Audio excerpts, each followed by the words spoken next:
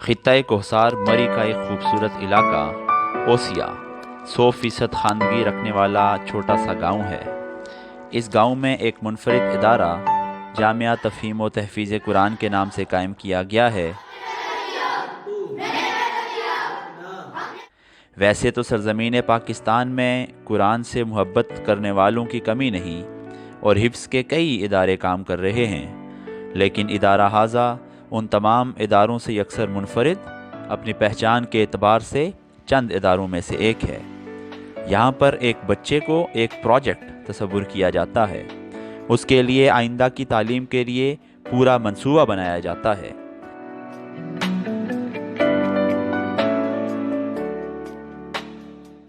عام حفاظ کی نسبت اس ادارے سے حفظ کرنے والا بچہ جس کی عمر 12 سال تک ہوتی ہے، یہ انفرادیت رکھتا ہے کہ تجوید کا مکمل کورس کرنے کے بعد یہ بچہ قرآن کو صحیح انداز میں پڑھنا سیکھ جاتا ہے۔ بسم اللہ الرحمن الرحیم الرحمن علم القرآن خلق الانسان علمہ البیان الشمس والقمر بحسبان والنجم والشجر يسجدان إن الله يحب الذين يقاتلون في سبيله صفا كأنهم بنيان مرصوص۔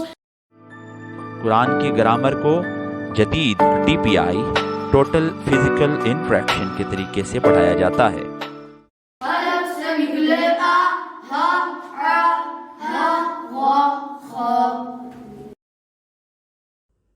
قرآن کا حفظ بما ترجمہ کروایا جاتا ہے۔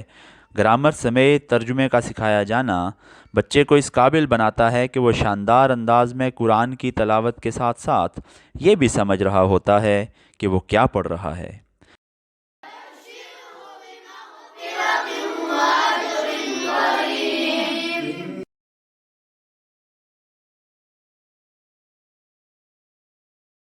طریقہ تدریس ایسا ہے کہ ہر بچے کو اٹھ کر بقیہ کلاس کو پڑھانا پڑتا ہے، یعنی ساتھ ہی ساتھ ایک مدرس اور مربی یعنی مینٹور بھی تیار ہو رہا ہے۔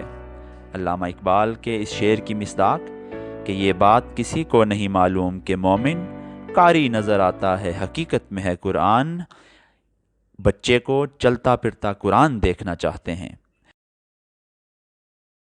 کتنا وقت لگے 5 والے 7 بار کہتے تو کتنا وقت، 1 سال کے بعد حساب کرنا کہ آپ نے اللہ کی تعریف کتنی زیادہ کی۔ یہاں تربیتی کلاسز کا اہتمام بھی کیا جاتا ہے۔ یہاں پر بچے کو فکر بھی دی جاتی ہے اور اسباب بھی فراہم کرنے کا ارادہ رکھا جاتا ہے کہ وہ امت مسلمہ کی فکری اور علمی خدمت سر انجام دے سکے۔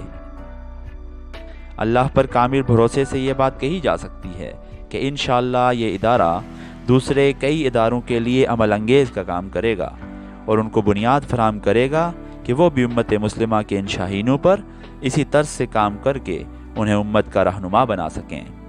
اندیشہ ہوا شوقی افکار پہ مجبور، فرسودہ طریقوں سے زمانہ ہوا بیزار، قرآن میں ہو غوطہ زن اے مرد مسلمان، اللہ کرے تجھ کو عطا جدت کردار۔